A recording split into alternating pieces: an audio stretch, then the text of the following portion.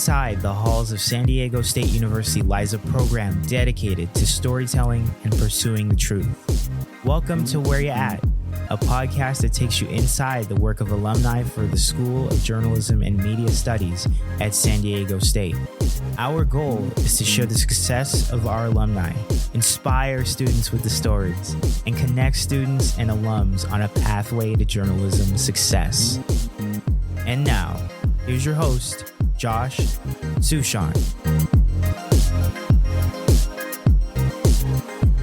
This week on the Where You At podcast, we're heading up to the San Francisco Bay Area. We are discussing journalism, but not just any journalism, live TV, local journalism. Our guest is Gasia Mikaelian. She is currently a KTVU Morning on 2 anchor. She has been with that station since 2005. Previously, she worked in the markets of Yuma, Arizona, Huntsville, Alabama, San Diego, Houston, and now she is back in her home region, the San Francisco Bay Area. Gasia, welcome to the Where You At podcast. Thank you, Josh. It's so good to talk with you. So this is super exciting because at the time that Gasia and I are recording this podcast, she literally just finished working on a morning show. So I'm curious, once you're done with the show, Gasia, are you immediately thinking, okay, tomorrow's show? Are you re-examining what happened with today's show? Are you decompressing? Tell us kind of like what you're going through right after this morning show is completed. A little bit of all the above, and some of that process starts even while I'm anchoring the last hour of Mornings on 2. I'm getting messages from the 8 a.m. hour producer while I'm anchoring the 9 a.m. She's saying, hey, for tomorrow, I'm going to set up this guest. What do you think? So you're anchoring one newscast, you're responding to the previous hour's newscast about tomorrow's guest, and then a lot of us are thinking about a big newscast that we have coming up in a couple of days. Here in Oakland, our longtime professional baseball team, the A's is leaving, and so we're doing a big special out at the Coliseum. There's all sorts of logistics and questions about coverage, and I'm sort of fielding those as they come in as I'm anchoring. As soon as I'm done anchoring, when we sign off, I have a brief break. I anchor the noon newscast. So that's, we get off the air at 10 a.m. I'll start our next newscast at noon. I joke, the first thing I do, and I think I have it here, is I put in my hair clip so I can get the hair out of my face and, I'll wipe off my lipstick. I try to have a snack. I have a baby Three Musketeers that I got from someone's desk in the newsroom that I have yet to eat. But the number one goal is to refuel and then immediately turn your attention to your next newscast, which in my case is noon. So I'll look to make sure that we have the top stories locked down. I'll talk with the producer about how we're going to cover the top stories. I'll ask what I can write. I love writing. I love writing teases in particular, and we can talk about that a little bit more, part of what I learned at San Diego State and how I'm using it today. But for sure, the time between newscasts is a time to decompress, but then 90% of it is ramping up for your next newscast. I've never worked on a morning TV newscast, but I've worked in radio mornings, and I've been in a morning newsroom TV environment. It always seems like there's a special bond, right? Because you have to wake up so early.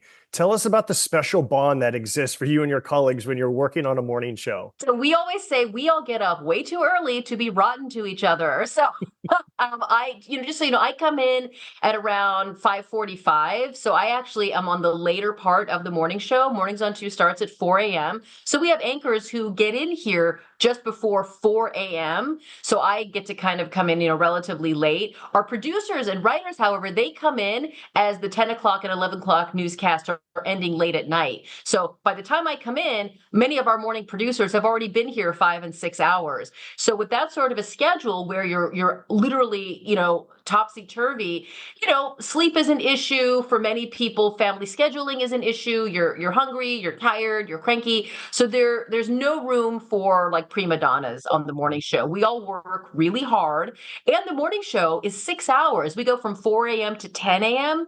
So when you have a 6-hour chunk of, for the most part, live news, it's there's just no time to waste on egos and, you parked in my parking spot, or, it's so roll up your sleeves, get it done. I spent almost 10 years as an evening anchor here on KTVU. And, evening newscasts, the 10 o'clock news, it was then and is still now kind of considered our marquee newscast. Josh, you and I grew up here in the Bay Area. So, those who also grew up here you might recognize names like Dennis Richmond, Leslie Griffith. These were people who were on KTVU for decades. They were on a first name basis with the Bay Area. And back then, it was also a different time in newsrooms. There was some of that ego, not by the two I named, but just in general. So I found evenings to be a little more kind of jostling for position, but still with the understanding that we are all here for the common cause of making sure that viewers get what they need from us. But I think because you tend to see, at least, especially back then, some of the prestige, some of the higher salaries kind of tended to flow to those evening anchor positions. There may have been a little touch of that among some members of the evening newscast, but I feel like on mornings on 2, we're just kind of all in it together, working toward a common goal. All right. You mentioned teases and San Diego State and your love for writing. This is one of my favorite questions to ask people, and it's very simple. It's why San Diego State and why journalism? I love journalism. I think I might be one of the few people you've had the chance to talk to who never changed her major. I think we had a story the other day that said the average college student changes their major 4 times before arriving at what they'll graduate with. My path to San Diego State, I mean, I'll be honest, I grew up in Livermore. I went to Granada High School, and right around that senior year, I felt like all my other friends were like, I'm going to be a doctor, I'm going to be a lawyer, I'm going to be a veterinarian, I'm going to UCLA and UC Santa Barbara. And I just felt like, oh, I don't really know what I want to do. I felt, and I laugh now, but I felt deficient because I hadn't decided at the tender age of 17 what I was going to do for the rest of my life. And so I decided to go to community college. I went to Las Positas for 2 years, and Las Positas gave me the freedom. It didn't have the same financial pressure. I was living at home. So, I knew I had, a good meal in the evening. My mom could help, just kind of all that support that family gives you. I was able to take all the English classes I could. I took all the reading and writing that I could. And it was because of my time at my junior college that I sort of focused in on, I like journalism. I didn't like English literature. I felt like, oh, that's so long ago, right? I wanted the kind of writing that matches what's developing today. I wanted to communicate and write in a very understandable way. I don't like fancy language. I will tell you, if there's any PR students out there, can you please help our elected leaders? Because so many of them use $10 words when a 50-cent word would really drive the message home better. So after doing my 2 years at community college, I'd arrived on journalism, and I wasn't even at broadcast journalism yet. But because I know I would transfer to a 4-year college, my parents made that clear to me. I kind of just looked around at where my friends were, and I had a very good friend, Jennifer Scott, and she had actually gone down to San Diego State as a freshman. And I remember I visited her maybe once or twice, and I was like, oh, San Diego State's pretty nice. I mean, it was like these days, there's like these full college tours and college counselors, and like people hire people to help the family decide where juniors should go to college. And I'm like, literally, I was like, it's in state. I can get a cheap flight on Southwest, whatever I need to. My friend Jennifer is there. San Diego seems like a nice place. And I hear they have a good journalism program. Like, this was in the days before Google. So you really just had to rely on what people at the school said. I mean, I was just kind of relying on word of mouth. It was not an extensive or exhaustive process. But when I came down to San Diego State, I dove into all that SDSU had to offer. I wrote for the daily newspaper, Daily Aztec. I still have my tear sheets. I worked at the college radio station, KCR, which I believe stood for Crazy, KRAZ, Crazy College Radio. Is KCR still Yep, it's still there. Running? Look at that. I will tell you, our studio when I was at KCR was like the size of a closet here at KTVU, and just about as dank and dusty. So I applaud all the students who take full advantage of everything that San Diego State has to offer. So I love writing for the newspaper. I love working at the radio station. I was also urged by one of my professors to enroll in an internship course, which I did. And I interned at KFMB, which was at that time and still is the CBS television affiliate, but also it has an AM and FM radio position. So I got an internship on the radio side, and I learned all about radio news. And I remember thinking, well, I love writing for the Daily Aztec. Maybe I'll write for a newspaper, and then I'll transition into radio news, and then maybe I'll wind up in television, because like the other side of the building was TV. And I used to see the reporters come in and they would park, and then like 3 hours later, I would see that same reporter out at a brush fire, or I'd see that same reporter out at the aquarium, or, and I was like, oh, that's interesting. She gets to go different places every day. And I remember there was a producer on the radio side when I was an intern, and I was kind of telling all my dreams. And he said, if you want to end up in TV, why don't you just start in TV? And I was like, well, who's going to hire some 21-year-old kid who has no on-air experience? And he goes, you need to go to a small market. And I go, a market? What's a market? What's a small market? When I tell you I knew nothing about getting a job in TV news, like I was at the absolute beginning rung of the ladder. And through talking with him and others in the journalism program at San Diego State, I'll give a shout out to Mr. Tim Wolfmeyer, one of our former professors. They just sort of explained that all the television markets in the United States are ranked in order of size and viewership, eyeballs. And number one was and is still New York City. And I think back then number 212 was like somewhere in Montana, right? So you have like the most eyeballs, still a lot of eyeballs. Okay, some eyeballs and then very few eyeballs. And so I just kind of learned how it worked. And I discovered there were places that would hire at that point a 22-year-old with no real on-air experience, but just a real drive to make it as a journalist. And so I thank that guy, his name was Dave, for saying, if you want to end up in TV, why don't you just start in TV? Because I don't think that I would have gotten as far as I have if I hadn't just really tackled television news from the very beginning. You mentioned Professor Wolfmeyer. We both remember Professor Spivak and Buckaloo. Just other times from your time at San Diego State that just were really instrumental in helping you learn, understand what it means to be a journalist, what it means to get the story correct. You and I, we both took a lot of classes that focused on like journalism law, journalism ethics. And I remember when I would sit in those classrooms, I would sort of tell myself, okay, like you need to be able to figure it out. If there's a news event, and should you stand on the sidewalk? Can you stand in the neighbor's backyard? Like kind of all this like minutia of daily news gathering.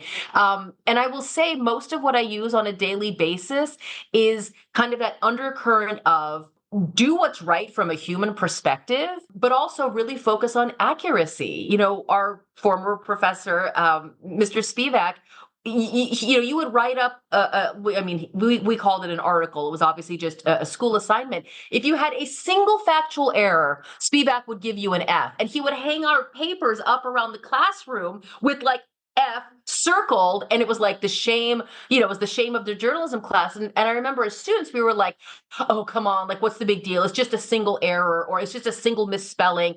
And now that I'm doing it every single day, I will tell you, those viewers will call you and they will say, the Oakland A's, their last game isn't Friday, it's Thursday. Or they'll say, you misspelled Concord. Or viewers will call you out on the mistakes you make. I especially hate the mistakes that we put up on the screen in like chyrons, or it's the words like, the words that go underneath the person who's speaking.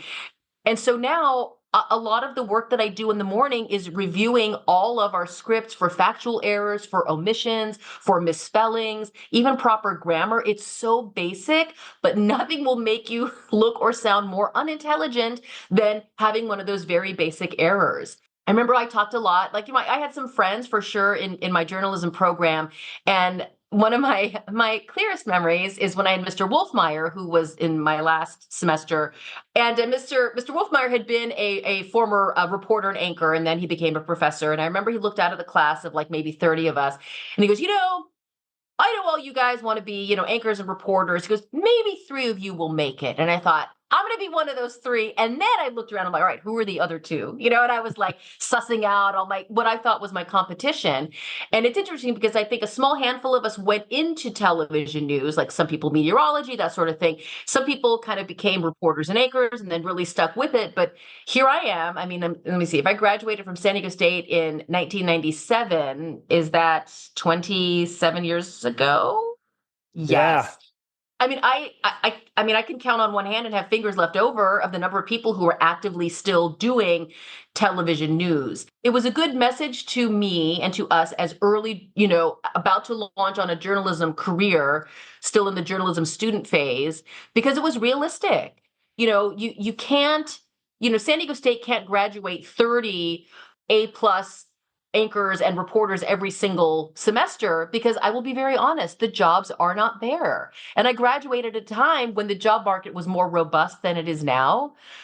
As I'm sure your listeners know, journalism is suffering. It's still held up by people who believe in what we do, who work hard to do it every single day. The eyeballs are not there. When you and I grew up in the Bay Area, it seemed every family would turn on the 10 o'clock news on KTVU. And these days, people, if they see me in Safeway, they're like, oh, hey, on the news. And I think, wow, so I'm happy that they're still watching the news, but like that clear cut, it's 10 o'clock, time for Dennis and Leslie Griffith, those days are over, because, there's phones and TikTok and whatever. And I kind of say that now, by the time 10 o'clock rolls around, most of us already know what happened that day. So the job of our 10 o'clock news team is not to tell you this is what happened today. Our job is to go deeper into the events that happened that day, talk with people you may not have heard of, to look ahead to what's coming the next day, really to kind of explain what's happening in that moment. Because if you have like a morning news conference by the mayor of Oakland on your 10 o'clock news, even though it's maybe just 7 or 8 hours old, it looks ancient. Mm-hmm. So that's probably been for sure the challenge of what we do in our newscast is to stay relevant to our audience and to give them a reason to still tune in. I feel like a logical follow-up question would be the key to longevity, the key to not getting burned out, the key to still being just as enthusiastic today, Gasia, as you were when you were 20, first getting into journalism. What's the key to longevity? Yeah, I have my own young family now. I have 2 teenage boys and a wonderful husband and a mortgage. And I feel so fortunate to be making a living and supporting a family by what I get to do here. My sons see me every day. I mean, they're half asleep, but they see me heading off to a job that I find purpose in, that I truly enjoy, either because that segment went so well, or we covered that breaking news better than anybody else, or because there was this huge problem that came up in the middle of the newscast and we were able to tackle it and we made it right, before it became ugliness on the air. So some days are very satisfying because we tackle huge issues and we explain them in a way that raises people's awareness. Other days are amazing because we had an incredible guest on today. So every single day is different. And I think that has helped me stay here at KTVU for almost 20 years because I haven't had a single day that's like the day before. Several years ago, there was a pipeline explosion here in San Bruno. It's a mid-sized city on the peninsula, maybe half an hour south of San Francisco. And I remember it was kind of toward the end of our 5 p.m. newscast. I used to anchor the 5 and 7 p.m. news here. And I got a message from the producer, hey, look, we're getting reports of a fire, something kind of near the airport. And it turned into a pipeline explosion in which several people were killed.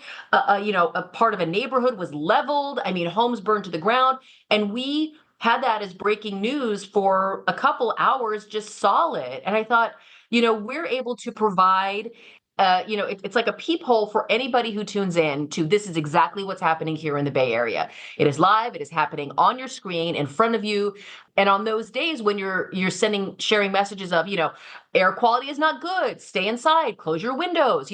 These are the actual streets where the explosion happened, because someone tuning in from, someone's like, oh, hey, I live all the way out in Livermore and I hear there was an explosion an hour and a half away. My aunt lives in San Bruno. I wonder if she's affected. To be able to tell viewers, these are the 4 streets that are around the area of the explosion, that might give a viewer somewhere peace of mind. It was, we are informative. And that was one of those days that I thought, we are really, really serving a purpose here. It's not just like, oh, look at this massive fireball, right? It's let's keep people safe. Let's talk about the help that's coming to get the fireball out. What about the people who are left without a home? What do they need? Like that sort of thing. So every day is different. That'll keep you going for a good long time. The mortgage will as well. I also, because I grew up here in the Bay Area and I used to watch religiously the 10 o'clock news, I find myself kind of pinching myself a little bit we have a little gate here at the parking lot and I have a little security badge. And I remember coming here at least twice to meet with the managers, none of whom hired me, to kind of pitch myself and be like, hey, I'm a reporter in Alabama and I'd love to be a reporter at KTVU. And I used to have to check in at the guard check and give them my name and show my license. And now I'm like, the gate opens for me. I tell myself that every single morning.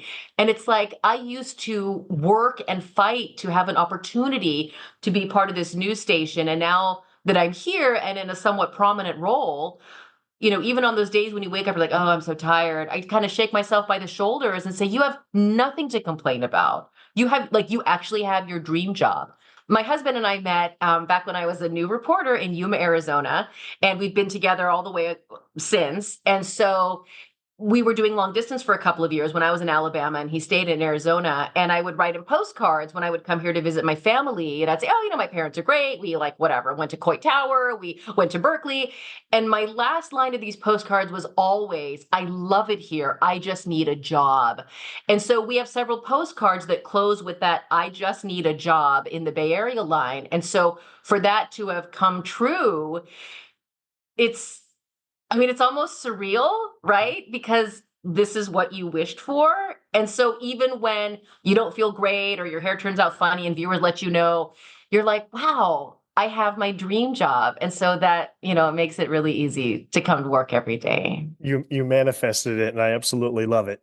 Let's talk about demo reels, because it doesn't really matter what your GPA is when you're a journalist. Right. What matters is what is your story? What are your clips? What is your demo reel? Tell us the process for you getting the first job in Yuma, Arizona. What was on the demo reel, if you remember, and then how the demo reel has evolved so that we can help others in this industry learn about demo reels. It has evolved a lot. These days, you guys are not sending out VHS tapes like I did. We used to order them by the bulk pack, and we would have to order like the sleeve that the VHS tape went in, and then you would have to print labels. It was like a whole thing. These days, people just send links. Here's my recent work, send a link. We get interns in our newsroom who already have YouTube channels going, who are all over social media. These kids, and I use that term for, the 20 or so year olds, they're already used to being on camera, right? For me growing up, I was not. And I maybe put together maybe 4 or 5 what we call packages, full stories in my final semester of journalism there at San Diego State. What really helped me, in addition to SDSU, was getting an internship. Like I said, I interned at the CBS News affiliate. And I remember my old roommate, Darlene Mendez, she had her internships first day on the same day as mine, but she went to KUSI, which was the independent station in town. And so she and I go off for our internships on our first day, and we come back, we're eating like our top ramen or whatever we could afford in our little crummy apartment in La Mesa. Shout out to La Mesa. And I said, oh my gosh. So I went to KFMB, and I got to carry the tripod, and I got to roll up cable, and I got to run scripts to the control room. And I was like, oh my God, it was the best. And she goes, I did all that stuff and I hated it. And it was so interesting because she and I pretty much had the same experience. First day in a newsroom, you're just going to kind of do the grunt work. And for me, it was this glimpse into this is how the sausage is made. Oh, I got to see a reporter put her lipstick on. Oh, I got to see the anchor yell about the scripts that were incorrect. Amazing. And she saw it all, and she's like, I don't want any part of that circus. Because unless you're in a newsroom, and that's what's behind me, if you guys can see, unless you're in a newsroom, you don't know that there are about anywhere between 5 and 10 people working behind the scenes for every one person you see on the air. And there are all sorts of roles available in television news. You don't have to be on camera if you don't want to be. And a lot of people think that being a reporter, and especially an anchor, is about wearing cute dresses and looking amazing and having people recognize you at Safeway. And I will tell you that is a very small part of it, important but small. The real work that anchors do, anchors in particular, is connecting with the community. And so when I have someone come up to me and say, oh, we had our babies at the same time, I can't believe they're in high school now, I think, you know what? This woman remembers. Yeah. And I will tell you, the first time I had someone say, I grew up watching you, I was like, oh my God, am I that old? And then I thought, you know what? It's an honor for someone to say that to you. And honestly, I've been here so long. If someone was maybe 4 or 5 when their parents first turned on the TV for them, and now that person is, coming up on 23 or 24, they did grow up watching me. So it's definitely, it's an honor to be here and to be doing this. I think I may have lost the original question. Demo reels in order to make sure that you get the job in Yuma, so you get the job in Huntsville, so that when you come and you talk to the people who didn't hire you initially at KTVU, you know what to do differently. So My demo reel. It's a fun story. I was interning at KFMB, like I said, carrying the tripods and rolling up the cable. And a photographer at that station said, hey, he had just come from Yuma, Arizona, the CBS affiliate. And he said, hey, I think there's going to be an opening at my old station in Yuma. And going back to that list of markets that we talked about, Yuma, Arizona at the time was 176. So from 1 to 212, Yuma's pretty close to the bottom. And so this guy, Mike Edison, the photographer, told me, he's like, you should apply. And I go, well, what do I do? Like, when I say I had no idea what to do, he's like, well, put a tape together. I go, what do you mean a tape? And he goes, all that stuff that we've been shooting every time I'd go out with Mike and a reporter, let's say there's a beach rescue or there's a 4th of July parade or whatever. He was so kind, and he would have me shoot a stand-up, which is where you see the reporter standing in front of the camera saying, this 4th of July parade was the first the city of Coronado has thrown. City officials say they hope to do it again in the future, whatever. So I had little clips and snippets of me on tape during my internship. And I had also put together a few stories, like if I would go out with a reporter. I remember Yvette Dabney, for longtime San Diegans will remember her name. She was one of the morning reporters, and I'd go out all the time with her. And after she put her real report together, she'd hand me the tapes and she'd say, okay, now you write the story about, the big fire at the motorcycle shop. And so I had learned a little bit about writing stories. I'd done some of that at San Diego State as well. So I had a collection of like maybe 20 videotapes, each with maybe 30 seconds worth of work on them.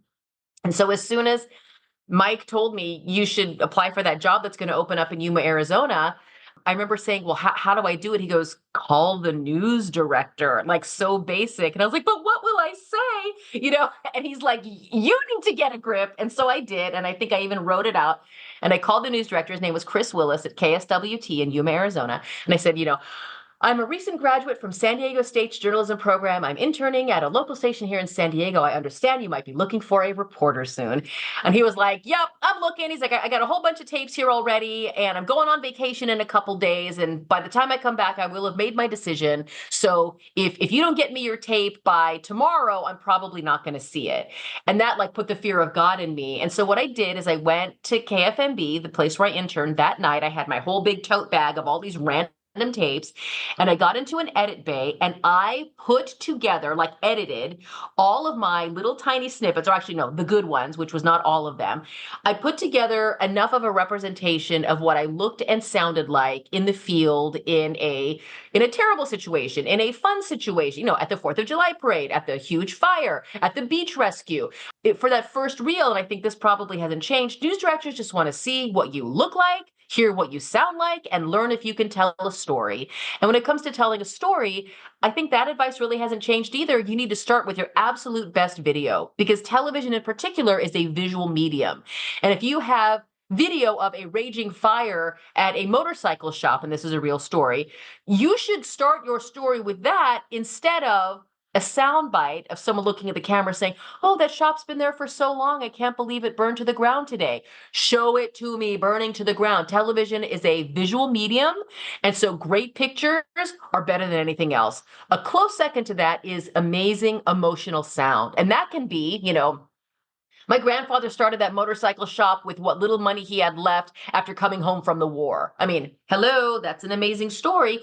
Or it can be, I remember my brother bought his first motorcycle from there, and here we are 20 years later, and he's still riding it. That has an emotional pull too, right? Telling us how long it's kind of been a mainstay of the community. So best pictures, best sound, and, for better or for worse, it's a visual medium. And I remember when I was at San Diego State, I was a lot younger, and I looked younger than I think I looked younger than I was. And I remember I used to have this long hair, and I had someone tell me, you need to cut that hair. And I was like, oh no, but I love my long hair. You're a college student, you want to look cute. And so a lot of the resume tape that I worked on, I had my long hair, and then I remember I ended up cutting it. And then I had a smaller portion of my work with short hair, and just kind of looking at it on the screen, like, you know what, short hair looks more professional and it helps me look a little bit older, which at the time I wanted to do. So I put together a tape of what I looked and sounded like, a couple of my stories, and I actually drove it out to Yuma, Arizona, because this is a long time ago. It was a UPS strike. There was something going on, and nobody could guarantee me overnight delivery. And I thought, shoot, that news director is leaving on vacation. So if he doesn't get my resume tape, I'm out of the running. And so I remember I went to Mission Valley Mall, and I bought myself a blue suit. I didn't have a suit. I bought myself a blue suit. put it in the back of my car. I drove out to Yuma. It was a 2.5 hour drive straight out 8, like get on 8 East and keep going, for 2.5 hours. And I got there in Yuma. And I stopped at the McDonald's and I washed my face because it was so hot. It was blistering hot. And I washed my face and I tried to put on some makeup and tried to fix my hair. And I go to the station and I said, "Hi, I'm here to see Chris Willis. I have a resume tape I'd like to give him." And the receptionist was so unimpressed. She's like, "Oh, he's not here yet, but you can have a seat." And I probably waited for at least an hour. He was the news director / main anchor, if that tells you anything about how small the station was. And so finally he walked into the lobby and he's like, "All right, what you got? Let me take a look." And I don't even think he watched my tape with me. I just handed it to him. Some news directors will watch your tape with you and give you immediate feedback. He did not do that. He's like, "All right, great. I'll take a look. I'll let you know." I got back in the car. I went back to the McDonald's. I washed off the makeup. I took off the suit, put on my tank top and shorts, and I drove back to San Diego. And I was like, hope that worked. And then a couple weeks later, he called me and he's like, "So do you want the job?" And I was like, "What? Yes, I will be there." And he offered me a salary of $15,000 a year. Yes. And I will tell you, that was nothing then. And currently, I've talked to other people who've been through Yuma, Arizona. It's not much more than that. And here we are almost 30 years later. So I'm telling you, journalism grads, there is no money in it at the beginning. When I say no money, I mean, I took a mattress from another reporter who had bought a new bed, so they didn't need their old mattress. I took that. I would go to the store and I would buy a 5-pack of frozen burritos for $2. And I'd be like, "Great, this is lunch for Monday, Tuesday, Wednesday, Thursday, and Friday." My husband, and the man who's now my husband, we would go out on dates. He was a photographer for the Yuma Daily Sun. He made $17,000, so he was rich.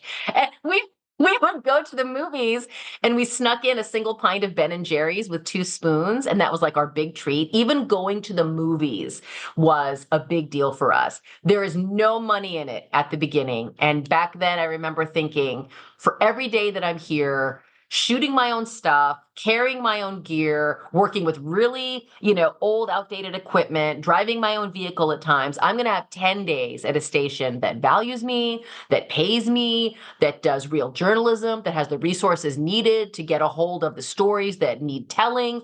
And so I always, I know of a lot of people who have careers in broadcast journalism and then take a turn out of journalism, kind of right around the time family enters the picture, early 40s. And for me, I stayed because of the mortgage, but also because I was I spent so much time in the trenches. I look out, I'm it's just getting good now. This is why I did it. And I just got here in that sense. I'm in a very, and I say this with full acknowledgement, I'm in a very privileged position in the newsroom. I've been here long enough that people come to me for advice. I've been here long enough that when I say something, it matters. I have been here long enough that I can shape our coverage and I can directly affect the words that I say that go out over the news. And so to not be struggling with, a camera that will record audio but no picture, and to not be struggling with a news van that overheats if you drive it more than 25 miles an hour. I mean, when I think about the challenges that I worked with in my first and second television markets, this is like Candyland at KTVU. When I anchor the morning show, I walk up to the set, I put on a microphone that's already been turned on and tested for me. I mean, it's these little tiny things make you go, wow, I get to focus only on anchoring. Whereas before, I would be anchoring, I would be, I'd have to change the batteries in my own microphone, I'd have to run my own paper prompter. There's a whole guy running prompter for me all morning. As basic as it sounds, it is never lost on me that what we do here is at a very high level, one that I would always dream of. I want to do a quick add to what Gasia just said, and then I'm going to get more of her advice. So I work in minor league baseball, and the whole point of minor league baseball is that it's not glamorous, right? And people complain all the time. And one of our favorite expressions is, if you don't like it, play better. If you don't like it, coach better. If you don't like it, broadcast better. And so when you start in these small markets, if you don't like it, report better. And then you'll move on to the next bigger station. Be better, keep being better, and then you'll get to a place of where Gasia is. Okay, I'll get off my soapbox. No, I like it. But I want to get some more advice, because you mentioned a couple of things that I think that we can really learn. Whether it is on the news set or whether you are out in the field and there's 5 to 15 seconds before that red light goes on and you're about to be live. What do you say? What do you think? How do you breathe? How do you get ready for that red light to come on?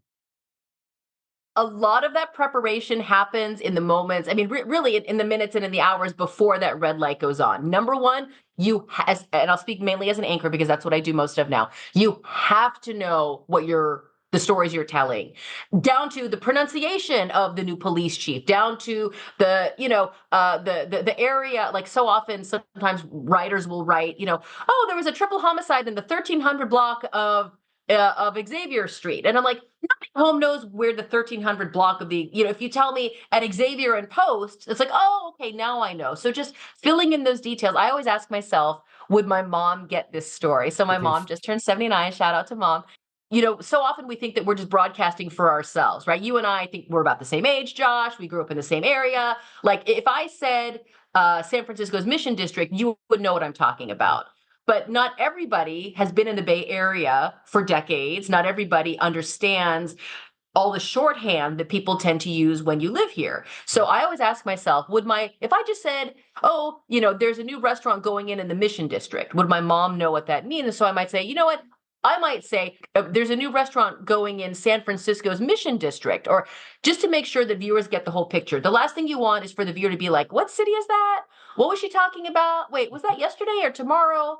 So you have to understand that what you're saying is clear. The stories that you're about to present on the air are accurate, that all the information is there. There is not a script that I read on the air that I haven't read to myself at least twice. We have a program called iNews, and most newsrooms use it. And when I first proof a story that's typically written either by one of our writers or our producer, I just read it to like, does this make sense, right? Is it accurate? Does it make sense? And then I read it a second time for is there anything that needs to be taken out? Is there anything that I can add? Is there any context? Something that we often do that I always battle against is we'll say, there was and I'll just use my hometown.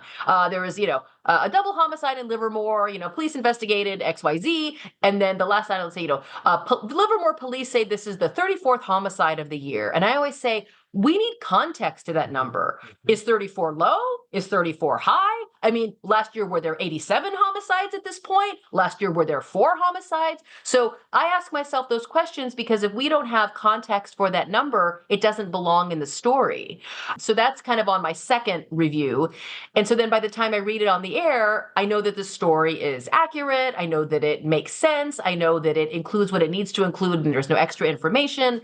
So knowing what you're about to present is key. I will not read a script on the air that I have not proofed myself.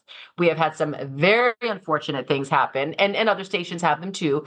Things that were said and read on the air that should have never been said and read on the air, that were actually put in a script that someone else read. There's a lot of pressure, and I'm sure you feel this too. There's a lot of pressure to perform in the moment. It's breaking news, we have to get it on. Oh, the mayor just said it, we have to get it on. Oh, shoot, the president's about to speak, we have to go to him, right? And you feel like if we don't say it first, then we lose.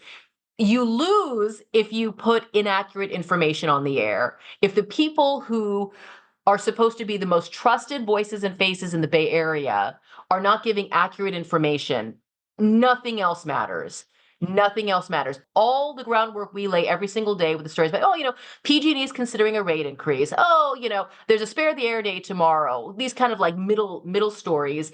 That tells viewers that we are accurate, that we are trustworthy, so that when something terrible happens, they turn to us. Every single day where there's no big news, we're laying the groundwork for when there is big news. So I take it very seriously. Sort of on a smaller scale, I make sure that I'm not hungry or cranky. So I do eat before my morning newscast. I have the same sad little breakfast every day because if you're hungry, nothing feels or sounds good. And, I will, especially for the women out there, because women for sure bear a greater burden of what I call feedback from viewers on what we look like. I try to make sure it's not a complete mess when it comes to, makeup and hair and clothing. I've kind of adopted a little bit of a uniform when it comes to that. As soon as they came to mornings, I was like, you know what? We're only wearing dresses. We're not going to mess with like a pantsuit or a skirt and a matching jacket and a blouse to wear under the thing. I joke, if I had like, those overalls that mechanics wear that have like the name. If I had like a pair of mechanics overalls with my name, I would wear those every day. Because it is a real struggle, because I will tell you, viewers will give you a lot of feedback, thankfully, about what they like, but also what they don't like. So that's one of the things that I was not aware of when I started. And it has kind of taken up more and more of my energy as I get. It's a combination of as I get older and as the audience that I reach gets wider. Here in the Bay Area, there's a bazillion people. So a bazillion people see you when you have a hair out of place. When I was in Yuma, Arizona, there were not that many people in the city, and let alone the viewer. It was just a different thing. There's also a sophistication that's expected by the time you are working in a major market, such as the San Francisco Bay Area. San Diego, I worked in San Diego a few years after I graduated. It was also there as well. You can get away with things in smaller markets that would absolutely get you called into the news director's office in a place like this. When it comes to reading the teleprompter, you mentioned that you've already read these stories 2-3 times. You might have it quasi memorized, but for someone who's first starting out, what is the key so that your eyes are not going back and forth and down as you're reading a teleprompter? How long did it take you to get used to reading a teleprompter? It took me a good long time. And I think I can sort of trace the moment that it changed. I went from when I was in Yuma, Arizona, as a fresh graduate of San Diego State, I did 98% reporting, which is you're not reading a teleprompter. They probably let me anchor on like Christmas morning, like when nobody else wanted to anchor. And so I did it very infrequently. If you do something, 3 times over the span of a year, it's very hard to find your rhythm. Mm-hmm. I did not find it in Yuma. When I went to my second market, which was Huntsville, Alabama, which at the time was market 80 or 81, they paid me $25,000 a year. And I was like, what am I going to do with all that extra money? The answer is your rent will cost a little more. Gas is a little more expensive. You might go out to Chili's with your newsroom friends. The extra money did not exist. But anyway, when I got to Huntsville, I was primarily a reporter, and they asked me to fill in anchor a couple of times. And it was very hard because my eyes were doing the back and forth reading. And it really wasn't until I became a Monday through Friday anchor in San Diego, which was my third job, that I got that daily experience. I anchored a 3-hour morning show and a noon newscast. And I will tell you, doing something for 3 hours a day, 5 days a week, you almost have to get better. For students who want to start improving their anchoring before they have an opportunity to be on the air anchoring, 3 hours a day in a small place like Yuma, Arizona, do the old sit in front of the mirror trick. Mm-hmm. And even though you're not going to be reading a prompter, you will just have a couple stories in your lap. And the trick is to know what you are saying before you say it. Because if you are truly reading the prompter, then your eyes are going back and forth, married to every word. Even now, our studio manager always jokes with me, I will change words in a story as he is scrolling the prompter, because I'll decide, you know what? I don't need to say all that. Or I'll notice, oh, you know what? The video that they cut is showing me the explosion now instead of the next paragraph. So let me just say, hey, take a look at your screen. You'll see that explosion that started the fire. So I go off prompter quite a bit. I don't do it to make the producer, director, and studio manager crazy, although that is sometimes the effect. But I'm able to do that because it goes right back to knowing the stories that I'm telling. And if you, as a will-be anchor, feel comfortable, and even just tell the story of and are they still doing the story? Why does San Diego State sell this many parking badges, but only this many spots are available? I feel like even just, write out that story as you would expect to see it told on the television news, and then tell yourself that story in the mirror. And it's, since we all have a camera and a phone these days, put your camera on and see what you look like, because that story you won't be reading it, you'll be telling it. With the amount of news that we do every day, I don't have every story memorized, but as soon as the slug, which is the 2 or 3 words that we use to describe the story that's coming next, like it would be, SDSU parking passes, right? That would be the slug for the story I just described. As soon as that slug pops up in the prompter, I know what story that is. If I really needed to, I could give the bare bones of each story we have in the morning newscast without reading it off the prompter. It's knowing your stuff. It's preparation. I wrote down the word teases because you mentioned that earlier. Teases are so important nowadays. There's so many different ways that people can turn the channel off. They can find something else to watch. Yeah. What makes a really good tease, and how do you go about writing a really good tease, Gasia? We'll say, I joke, and in fact, we have a producer here. She asked me, can you help me write teases? And I say, yes, I need some creative happiness today. The point of a tease is to keep your viewer watching, right? The way we pay the mortgage, the way we get paid here at Channel 2 is that advertisers pay to have their commercials on our air, specifically in our newscast between the segments of the news. So we might do, let's say 7 or 8, 9, 10 minutes of news. And then we'll say, tease this story, tease that story. We'll be right back. What you don't want is for viewers to go, oh, I already heard that story. Let me click around and see what else is there. Because we can tell if you've clicked away, and then advertisers want to pay for a lot of eyeballs, not a smaller number of eyeballs. Our job is to keep you watching. And part of that is through finding stories that are important enough to keep the viewer. And then once you have that really good story, you have to tease it in a way that makes it clear you're going to hear from someone you haven't heard from yet, or you're going to see video that you haven't seen yet, even on Twitter. And sometimes when we do have those stories that involve a person who's telling their own story in a very dramatic way, we'll use a quick snippet of their soundbite. We call it a SOT tease, SOT, sound on tape. So we'll run, let's go back to the parking story at SDSU. Let's say we interviewed somebody and he's an incoming freshman and he says, my parents made me buy my own parking for San Diego State, and it was really hard for me to buy, and I can't believe that even with this pass, I can never find parking. So to me, I would take just the last part of that soundbite. I can't believe that even with this pass, I can never find parking. That is the nut of the story, right? So I would have that quick piece of sound run, and then I would say, simmering frustrations over a decades-long issue at San Diego State, hear what the school president is proposing to do about solving parking, right? So now you're like, oh, wait, the school president is in on this? Oh, the school president cares? What's the school president going to do, right? So you have to kind of get the viewer in with some emotional sound or incredible video, and then promise an element that they don't know. If I was, let's go back and let's do that same tease, right? So now you have the last part of a soundbite. I can't believe that even with a parking pass, I can never find parking at San Diego State. Coming up, you'll hear from students who are frustrated about an inability to find parking on campus. That second part of the tease, the part that I said doesn't add anything to the story. Like he just made it clear what the issue is. My job is to tell you how we're furthering the story and saying, you know what, the president's getting involved, or you know what, we're doing away with the parking pass system, or whatever it is. So the goal of a tease is, number one, to have a story that is worth keeping your viewer watching for, and then teasing it in a way that is so specific down to the video that we're using. And sometimes, because you guys have all seen the videos of a water skiing squirrel, or robbers breaking into a bank through the ceiling. We've used video, and I'll even say, coming up, incredibly daring criminals caught on camera. When we come back, we're going to show you the rest of this video and what happens when police arrived. So you're like, oh, wait, I get to see this again. Oh, and there's more, so it's like this idea of giving the viewer the idea that there is more to this story that's already pretty darn good. If you're teasing stories that are not important or not impactful, the Board of Supervisors is gathering to discuss a measure that might change the bond measure on the upcoming November ballot. We'll have the latest from City Hall next.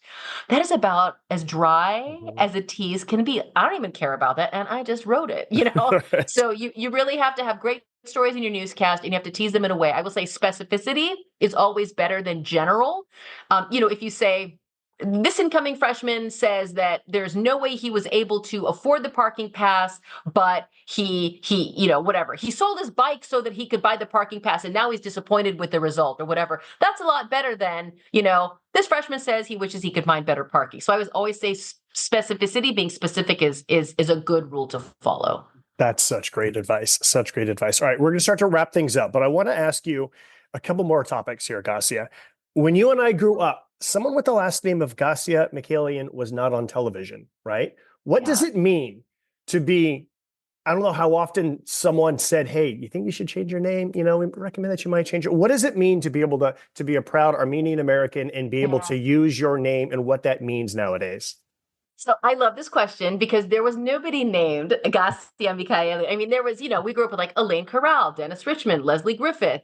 Well, I will say when I grew up, I don't want to say hated my name, but I grew up in classrooms of Michelle K, Michelle M, James W, James, little James, there were like 7 names and they were all like among 30 kids. And so I felt really different growing up in Livermore. We were one of 2 Armenian families, and all the children, we were all born here in the United States. I was born in the mid-70s, and my parents said that when they came to the States and they had friends who were here, those friends said to them, don't burden your children with Armenian names. You're in America now. And they would say, don't burden your children with the Armenian language because you are in America now. And my parents thought, no way, because if we don't give them Armenian names and if we don't teach them the Armenian language first, as they did, they're going to get it going to Livermore Public Schools, right? And so I'm so grateful that they took that upon themselves. That, we all spoke Armenian before we spoke English. Of course, by the time we got to like kindergarten, we figured out that English was the way of the Livermore world. I got teased for my name mercilessly all through elementary, middle, and high school. Thankfully, not really college, because of course, college draws from a wider pool. So I never met another Gasia at San Diego State, but still there were people like with different names. Every single news director, except for the one I'm working for now and the one before her, has asked me directly to change my name or has hinted strongly that I should consider changing it. The conversation goes like this. Oh, okay. And your name, Gasia, right? What is that? What does it mean? And I say, oh, it's Armenian. It means cinnamon. I'm Armenian. Both my parents are Armenian. And they go, oh, well, what do people call you? I say, oh, call me Gasia. And they go, do you have a nickname? No, I don't. And they say, oh, have you? And then sometimes they'll kick it over the line. Have you ever considered changing it? And I will tell you, when I was very new, this conversation would play out. And instead of me very confidently saying, oh, it's Armenian. Oh, I'm Armenian. Oh, no, I've never considered changing it. I would always feel like, will they still hire me? Will they keep me? Should I maybe just change it? I remember one news director recommended that I change Gasia Mikaelian to Casey Michaels. And I was like, well, that's not even, that's all wrong, no offense to any Casey Michaels out there. So for sure, for the first half of my career, I was very nervous that it was like, it was like this, like if I ask for too much, will they just find someone who they can pay less? If I stick with my unusual name, will they just make me change it? Or will they go with someone who doesn't have such a problematic name?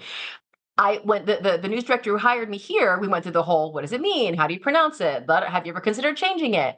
And I will tell you the relief that comes with making it on the air for your first day with your name, because you're like, well, they can't change it now. Like, people know me. Like, I said it once. This is my name now. I got married a year, I guess, after I came here to Channel 2. My husband's last name is a Latino surname. And the news director who hired me as Gasia Mikaelian when I came back from my honeymoon said, so we'll take your husband's name. And I said, no, I'm a fully formed woman at this point, right? And I said, plan to. He goes, oh, not even on the air? Been me at Channel 2 for over a year, and you want me to change my name. And there was a time that Latino surnames in particular were very popular, right? There's a lot of focus on diversity now, thankfully, long overdue, but it's true diversity, right? It's people who grew up, in communities different than the hiring manager grew up in. They have different stories to tell. They have different lenses with which to view what's happening on an everyday basis. Changing somebody's last name does not make them any different or diverse. It's such a cheap way of trying to appeal to, in my case, it would be the Latino community. In every community, it is like I find it offensive.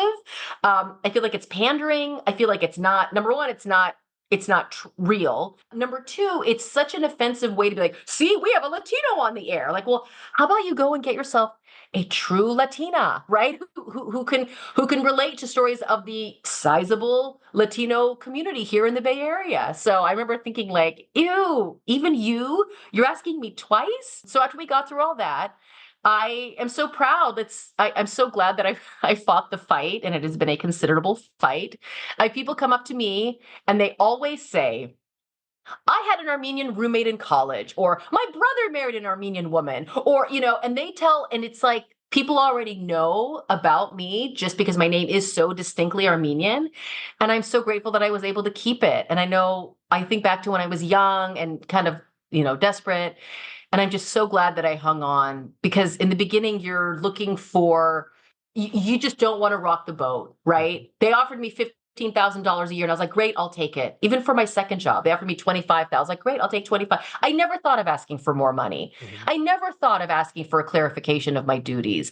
I mean, when I asked for moving expenses, I took what they gave me. I never said, well, the real cost of moving from Arizona to Alabama is this. I was like, okay, great, I'll take it.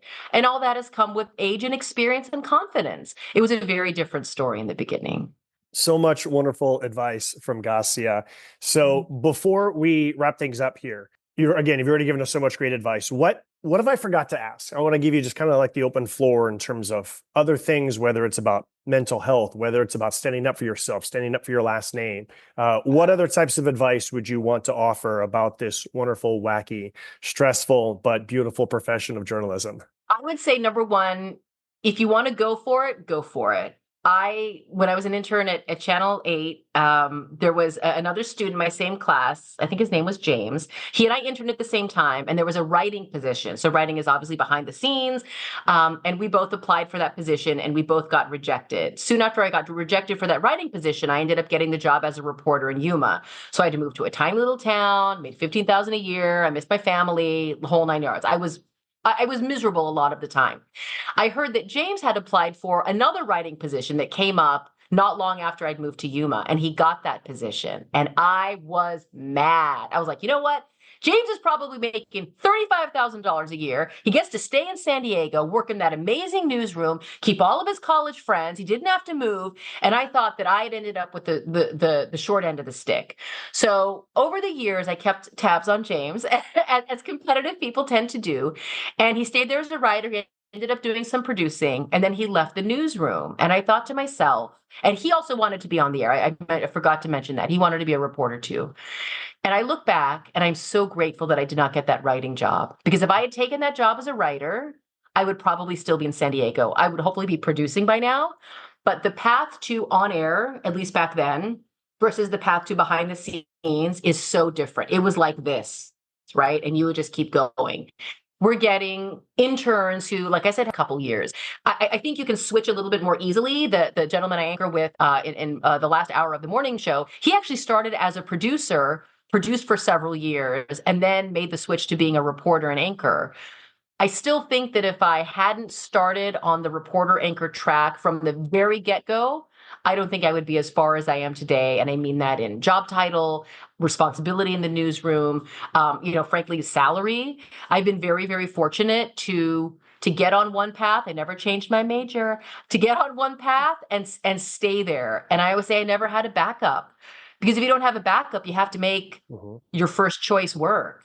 And I'm glad I did. And I was poor for a long time, and it's going to stink, because everybody who's listening, you're going to get a job at a TV station out in the middle of nowhere. You're not going to make a ton of money. You're going to work crazy hours. You will not be home with your friends and family for the holidays, and you will wonder, what am I doing here? And I want you to know that there is better waiting for you. There is a newsroom of your dreams where people will come to you and say, what stories do you want to do this month? People will come to you for advice and say, hey, I did this in my live shot. Can you take a look at it and tell me what you think? There will be managers who come to you and say, we want to grow our coverage of mental health issues. What do you think we can do about that?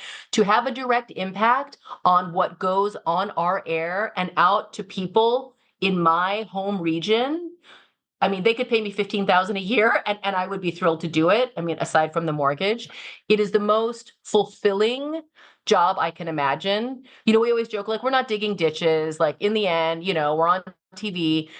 We have hard days here when it comes to mental health. I would say in the past, for sure, since the pandemic, but I wish that I'd paid better attention to my mental health. When the pandemic happened, we all worked from home for about a year, and it was brutal. I mean, it was great because, you know, my paychecks kept coming. I had 2 young boys. They got to do, you know, Zoom school, which I called watching YouTube all day long. But all around me, there was need and there was loss. There were people losing their jobs. There were people getting sick and dying. There were companies shutting down. And it was very hard for me to feel as miserable as I did, because I would tell myself, you have everything. You have an adoring spouse. You have 2 healthy children. Your whole family is here. Thank God you're healthy. The bills are paid. Why are you so miserable? And I look back now, and it's largely through the many conversations I've had on the air and off with mental health providers. We were all going through a trauma. And even though I didn't lose my job, get sick and die, et cetera, I was feeling it all around me. And it's very valid. There was no message. I don't even know if we knew what mental health was back when I started in journalism. I mean, I'm sure it was out there, but we never talked about it. Thankfully, we have managers now. If we go through a particularly brutal news cycle, I hate to say this, but school shootings come up very often, and they'll say, hey, you know what, if you guys need to reach out to somebody, and they'll send out the phone number, and there's sort of like a counselor on call that we can call and talk to just kind of wind down from a brutal day. Or sometimes you'll be in the middle of like an amazing weekend with your family, and then you'll remember like that one thing that you said in a story about that school shooting, and it just crushes you, and you think, well, how am I letting that one line from a story 4 days ago ruin my day here with my family? It's because we care about it, and it sticks up here, and you have to deal with it, or else it grows and grows and becomes sort of insurmountable. I know in the beginning, you guys are going to want to just get out there, get the story, get the big job, go to, you know, travel to the devastating storm or travel to the big story wherever it's happening. Pay a little bit of attention to your mental health, because those struggles get bigger as you get older. Also, on a very practical note, do I have my IFB? When you guys are reporters and anchors, you're gonna be wearing one of these. It's and you probably wear this too, Josh. It's an IFB. Does that stand for interruptible feedback? It's an earpiece that you wear, and the producer can talk to you, and the director can talk to you. Keep your volume low. I have my earpiece in my right ear for 27 years. And sometimes when I'm at home and my kids will say, hey, mom, I'll turn my left ear to them and say, I'm sorry, what did you say? So earpiece low. Do not crank your IFB to the max, because your hearing will suffer, over 27 years of having constant noise in one ear and not the other. I want to make so many great teases out of what Gasia just said in her last piece of advice. That was so wonderful. All right. You have to get back on the air again soon, but brag about another San Diego State alum before we end this podcast. It can be someone from your newsroom, someone else. You've already done a lot of other shout outs, but if there's anyone else that you want to brag about, please do so. There is one woman, her name is Bobby John Polos. She is about 10 years after me, so she's still quite young. She is, would you believe, the news director at the Fox station in Los Angeles.